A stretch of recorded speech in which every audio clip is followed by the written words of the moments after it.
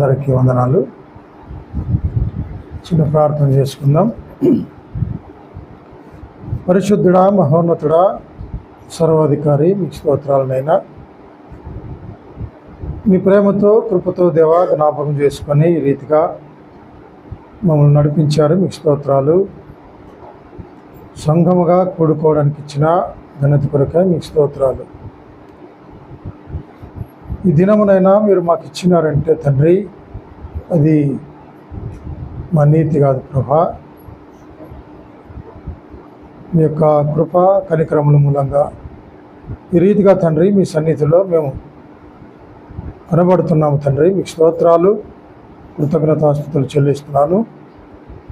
కొన్ని నిమిషాల పాటు ప్రభా మీ లేఖనాల్లో నుంచి కొన్ని మాటలు ప్రభా మేము నేర్చుకుంటుండగా మీరే మాతో మాట్లాడండి, సహాయం చేయండి, నడిపించండి. సమస్త ఘనత మహిమా ప్రభావాలు మీరు పొందమని యేసుక్రీస్తు శ్రేష్టమైన నామంలో ప్రార్థించి అడిగి వేడుకుంటున్నాం తండ్రి, ఆమేన్. ప్రియమైన దేవుని వాళ్ళారా, మరి ప్రార్థనకు సహాయకరంగా మరి కొన్ని మాటలు నేర్చుకుందాం. తిమోతికి రాసిన మొదటి పత్రిక 2వ అధ్యాయము ప్రారంభం నుంచి చదువుకుందాము. తిమోతికి రాసిన అపోస్తలుడైన పౌలు తిమోతికి రాసిన మొదటి పత్రిక 2వ అధ్యాయము ప్రారంభం నుంచి చదువుకుందాం. మొదటి వచనం. మనము సంపూర్ణ భక్తియు మాన్యతయు కలిగి నెమ్మదిగాను సుఖముగాను బ్రతుకు నిమిత్తము అన్నిటికంటే ముఖ్యముగా మనుషులందరి కొరకును, రాజుల కొరకును, అధికారులందరి కొరకును విజ్ఞాపనలను, ప్రార్థనలను, యాచనలను, కృతజ్ఞతాస్తుతులను చేయవలనని హెచ్చరించుచున్నాను. చాలండి. ఇక్కడ అపోస్తలుడైన పౌలు ఈ యొక్క తిమోతికి రాస్తున్నాడు. ఏమిటి అంటే, మనం అందరము కూడా సంపూర్ణ భక్తి కలిగి ఉండాలి, మాన్యత కలిగి ఉండాలి, గౌరవప్రదమైనటువంటి మరి భక్తి, అలాగే నెమ్మదిగాను సుఖముగాను బ్రతకడానికి కొరకు అన్నిటికంటే ముఖ్యముగా బ్రతుకు నిమిత్తము అన్నిటికంటే ముఖ్యముగా ముగ్గురు కొరకు ఇక్కడ ప్రార్థన చేయమన్నాడు. ఎవరెవరు? మనుషులందరి కొరకును, రాజుల కొరకును, అధికారుల కొరకును విజ్ఞాపనములు, ప్రార్థనలు, యాచనలు, కృతజ్ఞతాస్తుతులు చేయవాలని హెచ్చరించుచున్నాను అన్నాడు. మరి ఎందుకు మనుషుల కొరకు, మనుషులందరి కొరకు ప్రార్థన చేయమన్నాడు? మనుషులందరి కొరకు ఎందుకు చేయమన్నాడు అంటే, మనుషులందరూ కూడా సరైనటువంటి జీవితాన్ని జీవించడం లేదు. మనుషులందరూ కూడా రక్షణ లేకుండా నశించిపోతున్నారు. అందుకే 4వ అధ్యాయంలో మనుషులందరూ రక్షణ పొంది అన్నాడు. మనుషులందరూ రక్షణ పొంది అన్నాడు. మరి రక్షణ పొందడానికి దేవుడు అందరినీ పిలుస్తున్నాడు. రక్షణ పొందాలంటే మొదటగా ఆయన దగ్గరకు రావాలి, పాపాన్ని తీసివేసుకోవాలి. మరి ఈ రోజున మనుషులందరూ కూడా చెడిపోయారు. ప్రసంగి గ్రంథంలో 6వ అధ్యాయం ఒకసారి మనం చూస్తే, ప్రసంగి గ్రంథము 6వ అధ్యాయము 20వ వచనము చూద్దాం. ప్రసంగి గ్రంథము 6వ అధ్యాయము 20వ వచనం.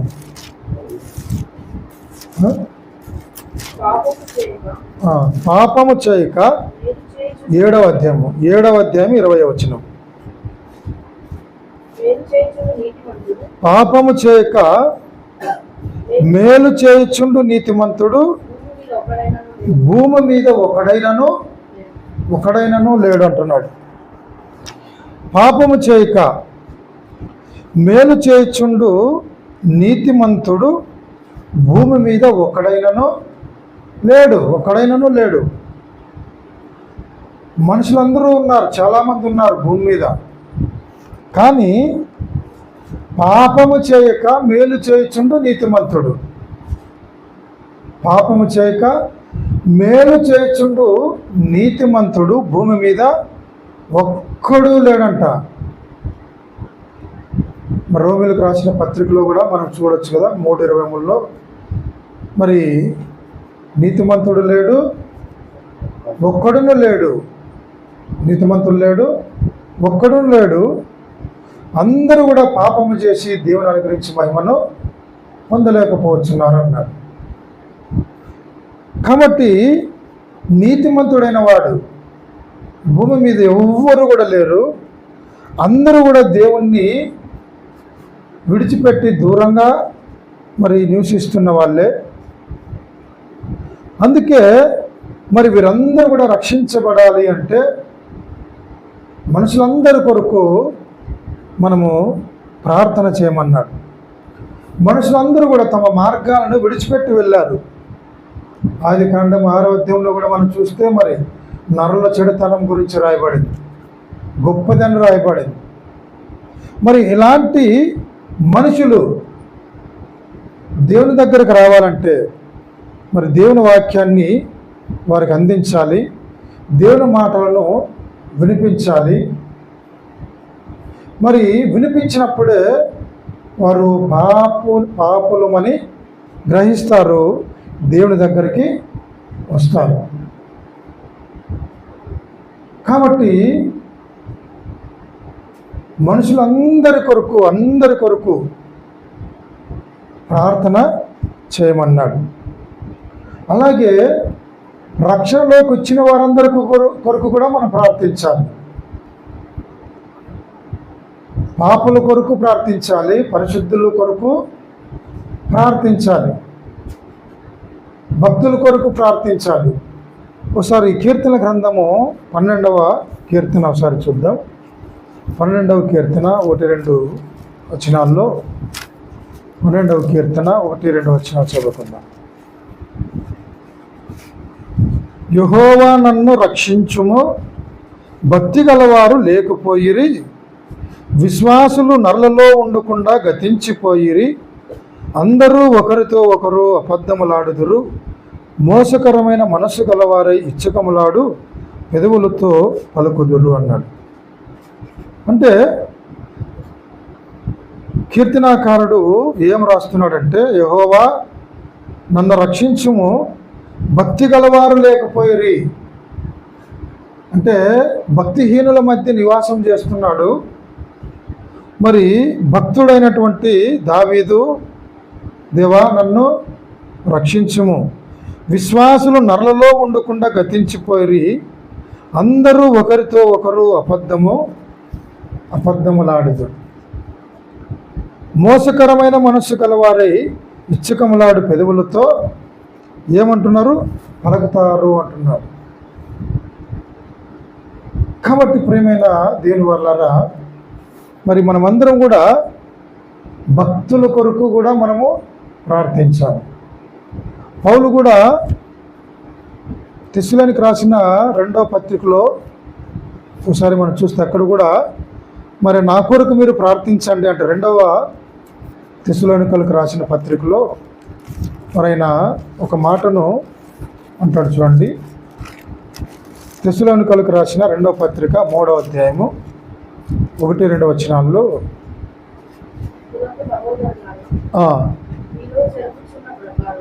మీలో జరుగుతున్న ప్రకారము ప్రభువాక్యం శీఘ్రముగా వ్యాపించి మహిమపరచబడు నిమిత్తము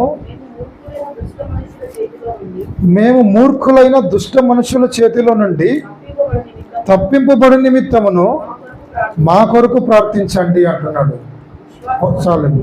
అపోస్తలుడైన పౌలు తెస్సలోనిక సంఘానికి రెండోసారి లేఖ రాస్తూ, మేము మూర్ఖులైన దుష్ట మనుషుల చేతిలో నుండి తప్పింపబడి నిమిత్తము, ఎందుకంటే ఆయన సువార్త పరిచర్య చేస్తూ అనేక దేశాలు ప్రాంతాలు తిరుగుతూ ఉన్నాడు కాబట్టి మరి ఆ రోజుల్లోనే వ్యతిరేకత అనేది చాలా ఉంది. సత్యాన్ని ప్రకటిస్తున్నా కూడా ఆ రోజుల్లో వ్యతిరేకత ఉంది. మరి ఈరోజు అంతకంటే ఎక్కువ వ్యతిరేకత ఈరోజు మనము చూస్తున్నాం. అందుకే వాక్యాన్ని ప్రకటించే వారి కొరకు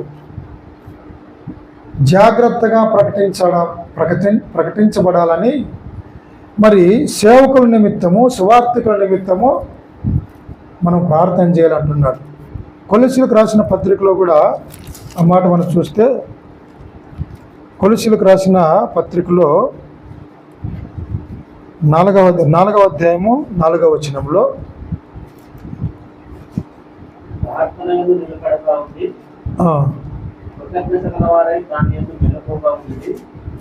4వ అధ్యాయం కొలసీలకు రాసిన 4:4 మరియు నేను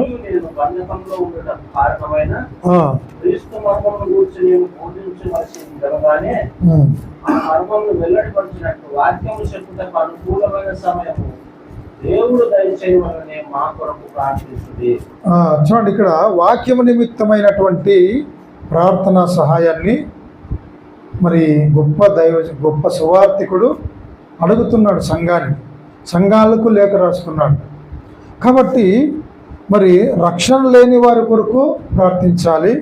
అలాగే రక్షణలోనికి వచ్చినటువంటి మరి వారి కొరకు, అలాగే వాక్య పరిచర్య చేసే వాళ్ళ కొరకు, సువార్త పరిచర్య జరిగిస్తున్నటువంటి వారందరి కొరకు కూడా మరి ప్రార్థన చేయాలన్నాడు.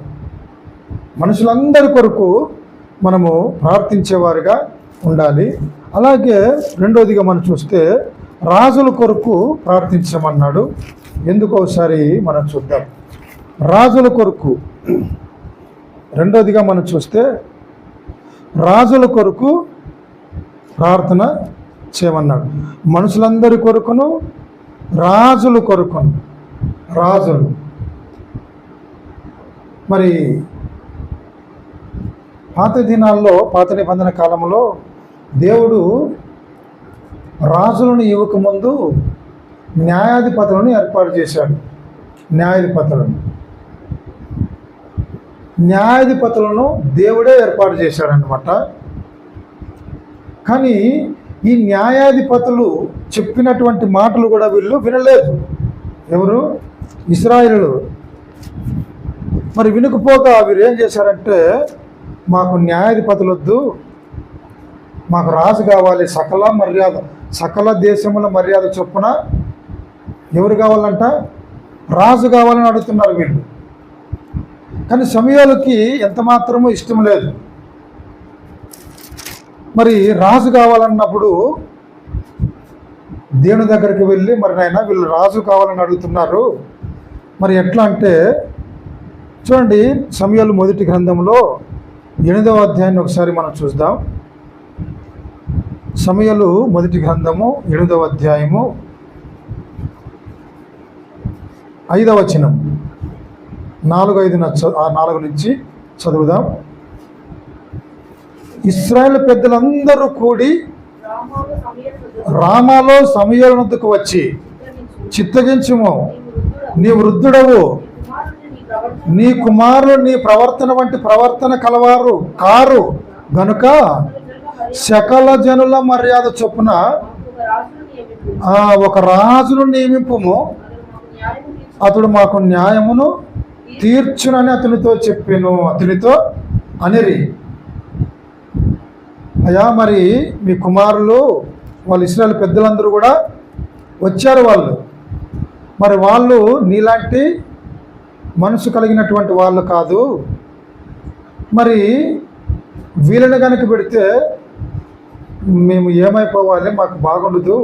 కాబట్టి మరి ఒక రాజును సకల జనుల మర్యాద చొప్పున, అంటే అప్పటికే ఆయా దేశాల్లో ఆయా ప్రాంతాల్లో రాజులు పరిపాలించే సందర్భాన్ని వాళ్ళు చూశారు. అందుకే మాకు రాజు కావాలన్నప్పుడు మరి దేవునికి ఇష్టం లేకున్నా కూడా 9వ వచనంలో ఏమంటాడంటే, అయితే వారిని ఏలుగోవ రాజు ఎట్టివాడవునో నీవే సాక్షివై వారికి దృఢముగా తెలియజేయమంటాడు. అంటే మరి వారికి రాజు కావాలని అడుగుతున్నారు వాళ్ళందరూ కూడా. మరి నీవే వాళ్ళకి నిర్ణయించు, ఒక రాజును నువ్వు ఏర్పాటు చేయి అన్నప్పుడు, మరి రాజును ఏర్పాటు చేసే ప్రక్రియలో చాలా కష్టము ఎదుర్కొంటాడు. మరి ఇశ్రాయేలు యొక్క మొదటి రాజు ఎవరు? సౌలు. మరి సౌలుని రాజుగా ఎన్నుకున్న తర్వాత దేవుడు అనుకున్నట్టుగా ఈ యొక్క రాజు పరిపాలించడు. ఈ యొక్క సౌలు సరిగా మరి ప్రజలను పరిపాలించకుండా తన ఇష్టానుసారంగా జీవిస్తున్నాడు. మరి ఈ యొక్క సౌలును తీసివేసిన తర్వాత మరి రెండవ రాజుగా ఎవరిని ఎన్నుకుంటాడు?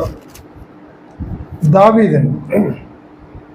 మరి దావీదు 40 సంవత్సరాలు పరిపాలన చేస్తాడు. తర్వాత సొలొమోను. మరి సొలొమోను తర్వాత ఆయన కొడుకు అయినటువంటి రెహబాము. మొట్టమొదటి రాజు సౌలు, రెండవ రాజు దావీదు గారు, మూడవదిగా సొలొమోను, సొలొమోను తర్వాత రెహబాము. మరి రెహబాము కాలంలో యూదులు ఇశ్రాయేలు కూడా 2 వర్గాలుగా వీళ్ళు విడిపోతారు. అప్పుడు యెరోబాము రాజు అవుతాడు. యెరోబాము. అక్కడి నుంచి యూదులకు సపరేట్ రాజులు, ఇశ్రాయేలుకు సపరేట్ రాజులు వస్తారు. ఇశ్రాయేల్ రాజులు 19 మంది అయితే యూదుల రాజులు 21 మంది. మరి వీళ్ళందరిలో కూడా ఏ ఒక్కరు కూడా మరి దేవుని యొక్క ఇష్టము చొప్పున పరిపాలించిన దాఖలాలు దాదాపుగా దేవుడు చూడలేదు వీళ్ళలో, ఇశ్రాయేలులో కానీ యూదుల్లో కానీ. అందుకే మరి వీరందరూ కూడా తమ ఇష్టానుసారంగా వాళ్ళు జీవిస్తున్నారు.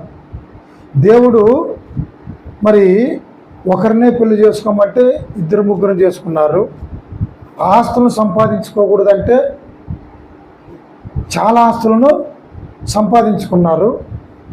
దేవుడు నిబంధన పెట్టాడు, ఎవరైతే నా ప్రజలను, నా పిల్లలను పరిపాలిస్తారో వారు రాజుగా ఉండాలనుకున్న వాళ్ళు మరి భార్యను సంపాదించుకోకూడదు.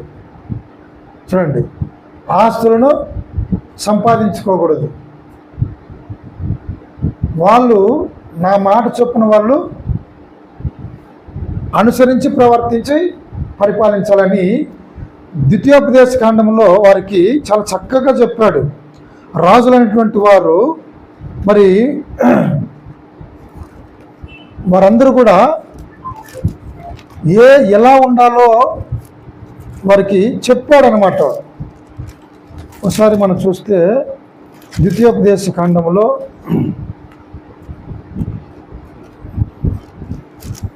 4వ అధ్యాయము, ద్వితీయోపదేశ కాండము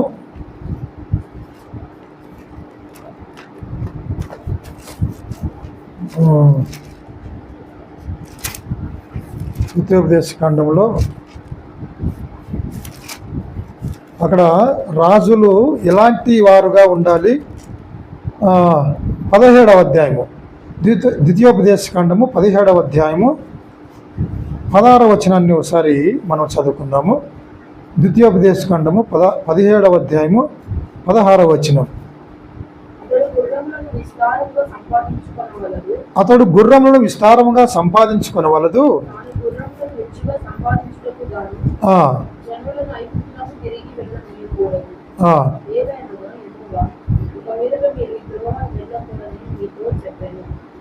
అలాగే 15లో కూడా తన హృదయము తొలగిపోకుండానట్లు అతడు అనేక స్త్రీలను వివాహము చేసుకొనకూడదు, వెండి బంగారములను అతడు తన కొరకు బహుగా విస్తరింపజేసుకొనకూడదు.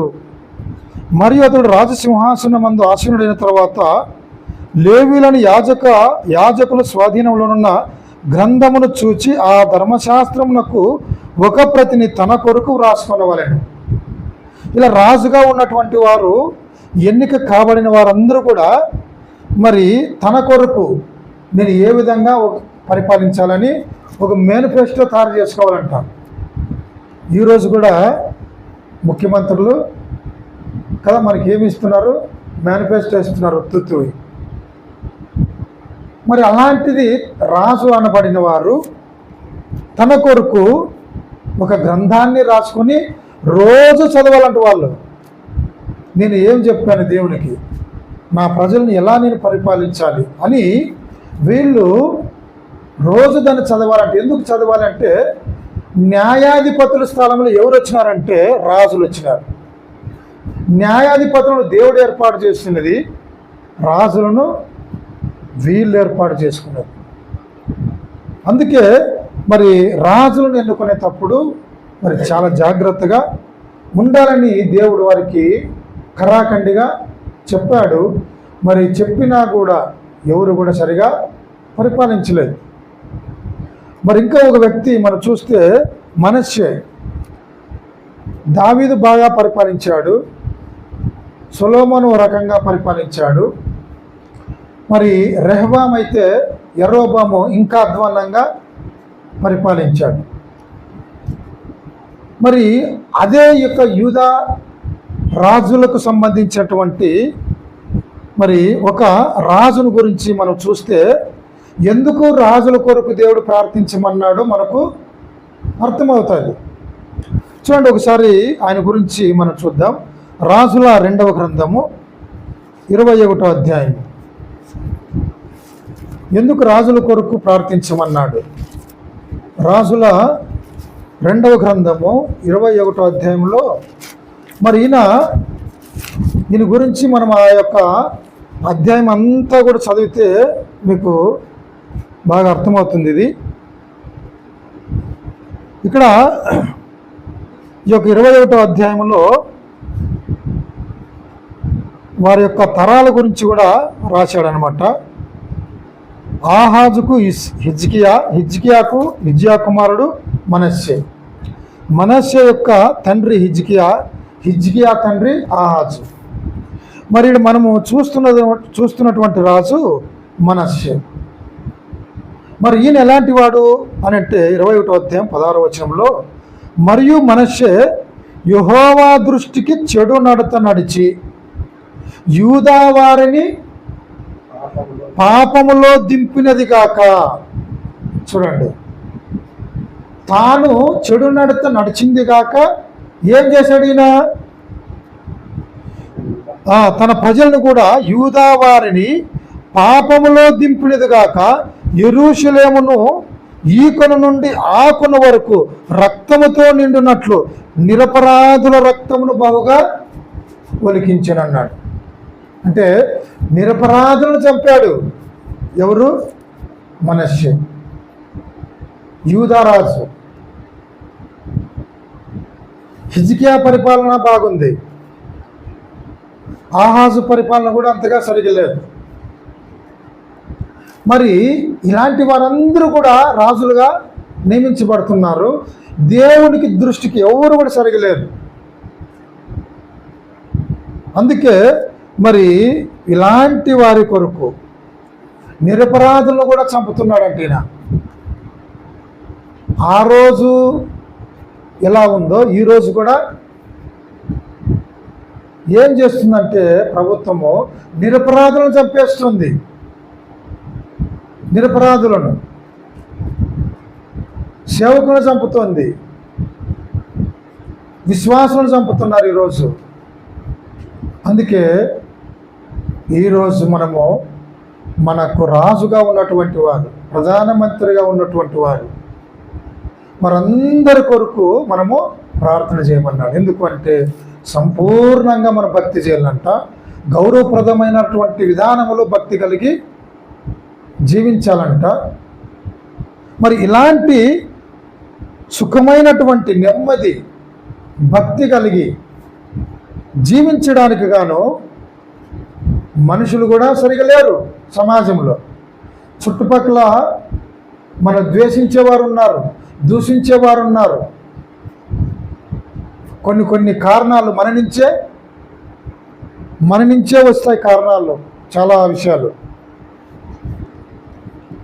ఈరోజు క్రైస్తవ్యానికి ఒక మాయన మచ్చ ఈరోజు యూట్యూబ్లో మనం చూస్తున్నాం. మా కొరకు మీరు ప్రార్థన చేయండి అన్నాడు. అలాగే రాజుల కొరకు, ప్రధానమంత్రుల కొరకు, ముఖ్యమంత్రుల కొరకు, అందరి కొరకు మనము ప్రార్థన చేయాలన్నాడు. మూడవదిగా అధికారుల కొరకు మనము ప్రార్థన చేయాలి. అధికారులు, ప్రభుత్వాన్ని నడిపించేది ఎవరు? అధికారులు. ప్రజలకు మీడియేటర్స్ వీళ్ళు అధికారులు. మరి వీరందరి కొరకు కూడా ప్రార్థన చేయాలి. ఎందుకు అనంటే, ఒకసారి మరి సామెతల గ్రంథము 8వ అధ్యాయం, సామెతల గ్రంథము 8వ అధ్యాయం ఎందుకు అధికారుల కొరకు ప్రార్థన చేయమన్నాడు? సామెతల గ్రంథము 8వ అధ్యాయము 15వ వచనం. సామెతల గ్రంథము 8వ అధ్యాయం 15వ వచనంలో, నా వలన రాజులు ఏలుదురు, అధికారులు న్యాయమును బట్టి పాలన చేయుదురు. చూడండి, దేవుడు అంటున్నాడు, నా వలన రాజులు ఏలుతారు, నా వలన రాజులు నియమించబడతారు. అయితే రాజుల నుంచి అధికారులు వీళ్ళు న్యాయమును బట్టి పాలన చేయాలంట. న్యాయం ఉందా ఈరోజు అధికారుల్లో? న్యాయము ఎక్కడా లేదు. అధికారులు ఎందుకు లేదు అంటే, అందరూ కూడా లంచగొండితనానికి అలవాటు పడ్డారు. అధికారులు పేపర్లో చూస్తున్నాం, ముగ్గురు 10,000 దొరికితే, 2 లక్షలు దొరికితే, ఒక సాధారణ వ్యక్తి 5 కోట్లు ఉన్నాయంట ఆయన దగ్గర. 5 కోట్లు. చూడండి, మరి వీళ్ళు న్యాయాన్ని బట్టి పరిపాలన చేయాలి. ఇంకా ఎందుకు వీళ్ళు చేయరు అంటే, యెషయా గ్రంథంలో కూడా 1వ అధ్యాయం 23వ వచనంలో మనం చూస్తే, వీళ్ళు ప్రతి దానికి వీళ్ళు అలవాటు పడ్డారు. యెషయా గ్రంథము 21వ అధ్యాయము 23వ వచనం, నీ అధికారులు ద్రోహులు. మన అధికారులు ఎవరంట? ద్రోహులు, దొంగల సహవాసులు. వారందరూ లంచము కోరుదురు, బహుమానముల కొరకు కనిపెట్టుదురు, తండ్రి లేని వారి పక్షంలో న్యాయము తీర్చరు, విధవరాండ్ర వ్యాజ్యము విచారించరు. విధవరాండ్ర వ్యాజ్యము విచారించారంటే వీళ్ళందరూ ఎలాంటి వారంటే, దొంగలతో సహవాసము చేస్తారు, లంచాలు పుచ్చుకుంటారు, బహుమానాలను కోరుకుంటారు. మరి ఇలాంటి పరిస్థితి ఉన్నప్పుడు వీరు నీతిగా పరిపాలన చేసే అవకాశము ఉంటుందంటే ఎంత మాత్రమూ ఉండదు. అందుకే మరి అపోస్తలుడైన పౌలు భక్తకోటికి రాస్తూ, తిమోతికి రాస్తూ, తిమోతి, సమాజం ఏమాత్రమూ బాగలేదు, అప్పుడే బాగలేదు అంటే ఇప్పుడు ఇంక మనం ఆలోచించాల్సిన పని లేదు. ప్రారంభ శతాబ్దంలోనే బాగలేదు. ప్రభువైన యేసుక్రీస్తు మరణించి సమాధి చేయబడి 3వ రోజున మృత్యుంజయుడై లేచినటువంటి 20-25 సంవత్సరాలకే సంఘములో ఇవన్నీ కూడా వచ్చేసినాయి, లోకంలోకి వచ్చేసినాయి. అందుకే మరి తిమోతికి లేఖ రాశాడు, తిమోతి, నీవు జాగ్రత్తగా ఉండు, నీ సంఘాన్ని నువ్వు కాపాడుకో, ఈ సంఘంలో ఇలాంటి వారి కొరకు నువ్వు ప్రార్థన చేయాలి. మనం ఎంత ఉద్యోగం చేసినా మనకు ఉద్యోగం చేసే చోట నెమ్మది లేకపోతే ఏం లాభం చెప్పండి? లాభం ఉంటుందా? మరి నిన్నటి దినాన మాకు వీడుకోలు పలికినారు మా గ్రామస్తులందరూ కూడా. కాబట్టి మన అధికారులు, మన తోటి ఉద్యోగస్తులు, వారందరికీ కొరకు మనము ప్రార్థన చేయాలి. అవసరమైనప్పుడల్లా వాక్యాన్ని కూడా మనము అందించాలి. కాబట్టి ప్రియమైన దేవుని వల్లరా, మనము భక్తిని చేస్తున్నాము. ఈ భక్తిలో సుఖముగా ఉండాలంటే, నెమ్మదిగా ఉండాలంటే, గౌరవప్రదమైనటువంటి భక్తిని చేయాలంటే మనుషుల కొరకు, రాజుల కొరకు, అధికారుల కొరకు మనము ప్రార్థన చేయమన్నారు. కాబట్టి మనం అందరం కూడా మరి ఎప్పుడు కూడా అనుదినము మనం ఏం చేయాలంటే ఈ 3 విషయాలు కూడా ఖచ్చితంగా మనం ప్రార్థన చేయాలి. ఖచ్చితంగా ఉదయము సాయంత్రము మనకు సమయం ఉంటుంది, మధ్యలో మళ్ళా చేసుకున్నా మంచిదే. కాబట్టి మీరందరి కొరకు మనం తప్పకుండా మనము ప్రార్థించేవారుగా ఉండాలని మరి దేవుడు మనకు ఈ యొక్క లేఖను రాయించాడు. కాబట్టి మనమందరం కూడా ఆ రీతిగా ఉంటూ మరి ముందుకు సాగిపోదాం. దేవుడి మాటలు దీవించునుగాక. చిన్న ప్రార్థన చేసుకుందాం. పరిశుద్ధుడా, మహోన్నతుడా, సర్వాధికారి, మీకు స్తోత్రములు తండ్రి. అవునైనా మరి మనుషులు అందరి కొరకు ప్రార్థన చేయమన్నాం. ఎందుకంటే మరి అన్యులు ఉన్నారు, ధన్యులు ఉన్నారు, మంచి వాళ్ళు ఉన్నారు, బహు తక్కువగా కనబడుతున్నారు. మరి ప్రభావం అందరి కొరకు మీరు ప్రార్థన చేయమన్నారు. రెండవదిగా రాజుల కొరకు, మూడవదిగా అధికారుల కొరకు మీరు ప్రార్థన చేయమన్నారు. దేవా, మరి అలాంటి ప్రార్థనా జీవితాన్ని మేమందరం కలిగి ఉండడానికి మీరు